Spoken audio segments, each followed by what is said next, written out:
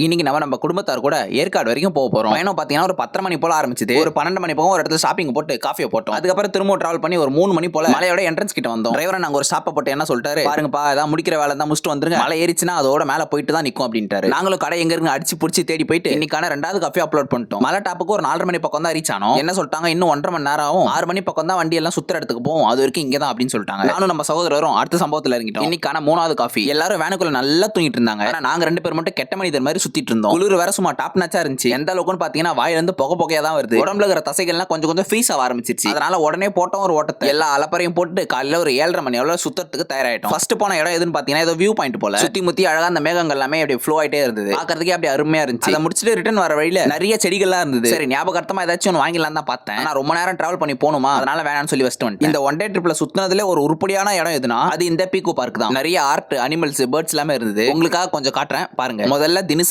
சைஸ்ல ஒரு அஸ்கி டாக். நேர்ல பார்த்த உடனே அந்த பீஜம் தான் மைண்ட்ல ஓடுது. அதுக்கப்புறம் பறவைகள் இருக்கிற இடம். இங்க பாத்தீங்கன்னா நம்ம கையில சீட்ஸ் கொடுத்துருவாங்க. பசங்க எல்லாரும் பறந்து வந்து நம்ம கையில உட்காந்து சாப்பிடுவாங்க. அப்புறம் அதுலயே நிறைய வெரைட்டிஸ்லாம் இருந்துச்சு. அங்கிருந்து கிராஸ் பண்ணி போன அப்புறம் ஃபிஷ் வகைகள் கொஞ்சம். இதெல்லாம் பார்த்துட்டு கிராஸ் பண்ணி வரேன். நம்ம அண்ணன் ரொனால்டோ ஸ்பாட்டட். அப்படியே அண்ணன் கிட்ட கொஞ்ச நேரம் பேசிட்டு கிளம்பி போயிட்டே இருக்கும்போது மொரட்டா ஒருத்தன் கண்ணில் மாட்டினா. ஆளு பாக்குறது கொஞ்சம் தினுசா தான் இருந்தான். ஆஸ்திரேலியா காரணம். அப்புறம் இன்னொரு பக்கம் பாம்பெல்லாம் இருக்குன்னாங்க. சரி அதையும் போய் ஒரு லுக்க போட்டு வந்துட்டு தான் போனேன். பாம்பை பிடிச்சி நம்ம மேல உட்கார வச்சிட்டாங்க. பாம்பு மேல கையெல்லாம் வச்சு பார்த்தேன். இந்த ரப்பர் பாம்பு இருக்குல்ல அந்த மாதிரி தான் ஃபீல் ஆச்சு. அதுக்கப்புறம் சொபாடா கொஞ்ச நேரம் உட்காரோண்டான்னு உட்காந்து நம்ம கண்ணுக்கு எதிர்க்கே 150 ரூபாய்க்கு பாடி மசாஜ். சரி ரைட்டு போய் போட்டுருவோம் அப்படி அங்க போயிட்டு நம்ம கால்பந்து ஜோனல், அத்லட்டிக் ஜோனல் இதெல்லாம் முடிஞ்சு அங்கங்க கொஞ்சம் பெயின் இருந்துச்சு. ஆனா உடம்பு இப்பதான் அதுல இருந்து ஓரளவுக்கு மீண்டு வந்தது. உடம்பு மீண்டு வந்த மாதிரி அடுத்து சுத்த நானும் மீண்டு வரணும் இல்லையா, அதனால இன்னைக்கான 4வது காஃபி. அங்க இருந்த சின்ன சின்ன இடத்த எல்லாத்தையும் சுத்திட்டு எந்த இடத்துல ஆரம்பிச்சோமோ அதே இடத்துக்கு ரிட்டர்ன் வந்துட்டோம். இந்த அடிக்கிற குளிர்ல எனக்கும் என் பாய்ஸுக்கு ரொம்ப தோண இடம் பாரத் பெட்ரோலியம் பங்க் தான். அப்புறம் அங்கிருந்து நடக்கிற தூரத்திலே அன்னை பூங்கான்ற ஒரு இடம். அங்க போய் என் கண்ணுக்கு அழகா பட்டது, எனக்கு பிடிச்சது எல்லாத்தையும் வீடியோ எடுத்துட்டேன். எடுத்த போட்டோ எல்லாமே இன்ஸ்டாகிராம்ல போஸ்ட் பண்ணிருக்கேன், பாத்துருங்க. ஒரு 5:30 மணி பக்கம் தான் நைட்டு தூங்காம இருந்தது, எல்லாமே வேலையை கட்ட ஆரம்பிச்சிச்சு. ரிட்டர்ன் கிளம்ப ஆரம்பிச்சதுல இருந்து சரியான தூக்கம். டிராவல்லாம் முடிஞ்சு ஒரு 11 மணி பக்கம் போல தான் வீட்டுக்கு வந்தேன். வந்து ஒரு மாதுளை பழத்தை சாப்பிட்டு இன்னைக்கான நாளை நிறைவா முடிச்சுக்கிட்டேன். நன்றி,